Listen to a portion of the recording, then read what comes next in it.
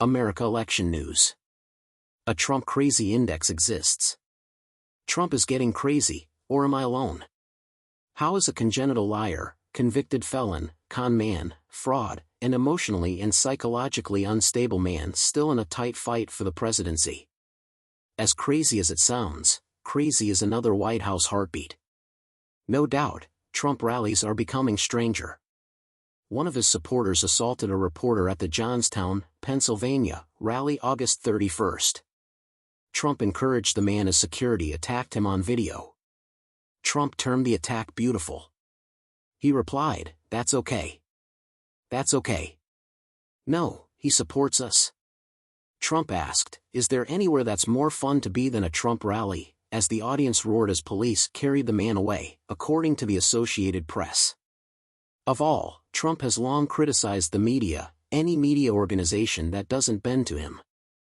As before, he has declared journalists the enemy of the people, and his followers believe that because believing the media would mean following a crazy guy. Trump and his Magadonians are nuts for cheering a fellow follower for violence. Trump's new predilection for saying the weirdest things may ultimately turn some of his supporters against him. Or failing to lose a Magadonian, Trump supporters may change their minds and remark, "He's crazy." I doubt it will matter, but I'll try my hardest. With help from the Rapture Index, I created the Crazy Index. The Crazy Index. The Crazy Index counts Trump's crazy utterances.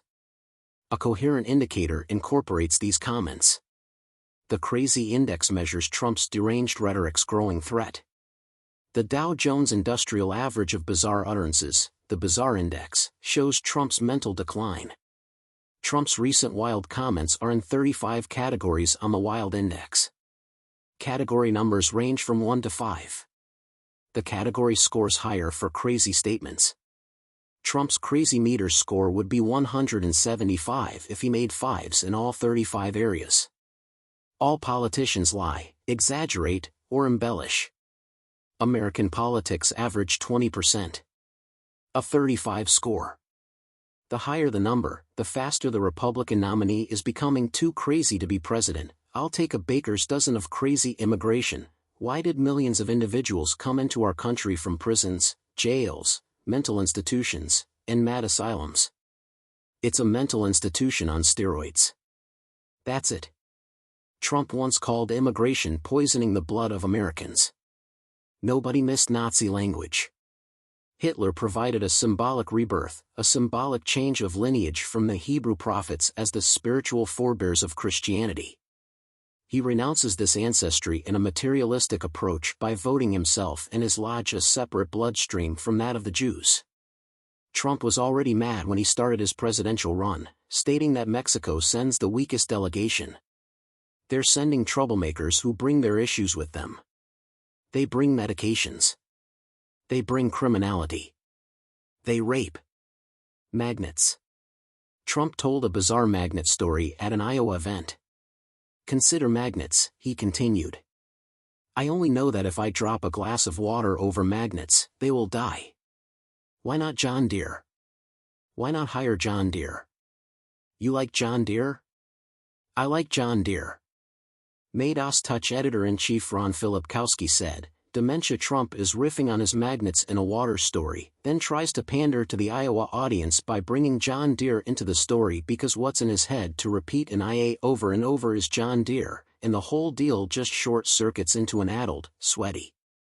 Kamala Harris. Trump promoted a vulgar claim about Vice President Kamala Harris that she used sexual favors for political power on social media. Another Truth Social user posted a photo of Harris and 2016 presidential candidate Hillary Clinton. Funny how blowjobs impacted both their careers differently. The comment was a reference to Clinton's husband, former President Bill Clinton, and the Monica Lewinsky scandal, as well as an unfounded right-wing claim that Harris's mid-1990s romance with former San Francisco Mayor Willie Brown, who was Speaker of the California State Assembly at the time, fueled her political rise. Trump's favorite defense against his vulgarity and indecency: "I didn't say. Just reposted." Lecter. Silence of the Lamb. Late great Hannibal Lecter. This man is great. Trump has called Hannibal Lecter a great man who deserves our congratulations, so why keep him out of the U.S.? He looks unclear about whether Hannibal Lecter is a character or a movie actor. Hannibal Lecter, how terrific an actor was he? Lecter declared, "I love Donald Trump" in a TV interview, thus Trump loves him. At the end of The Silence of the Lambs, Lecter escapes the Baltimore State Hospital for the criminally insane and stalks his next victim in the Bahamas. Trump loves chanting Hannibal Lecter at rallies, even if it's ridiculous. Trump is fading. How he could fix it? He must convince voters that his second term will be different in mood and demeanor. When Donald Trump's advantage grew in July, renowned Democratic operator James Carville advised Joe Biden to drop out, saying, "The country wants something different. Hand it over."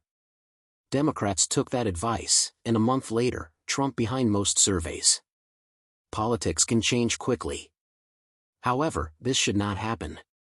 A majority of Americans believe the country is going in the wrong direction, a political bellwether that should defeat an incumbent or Vice President Kamala Harris.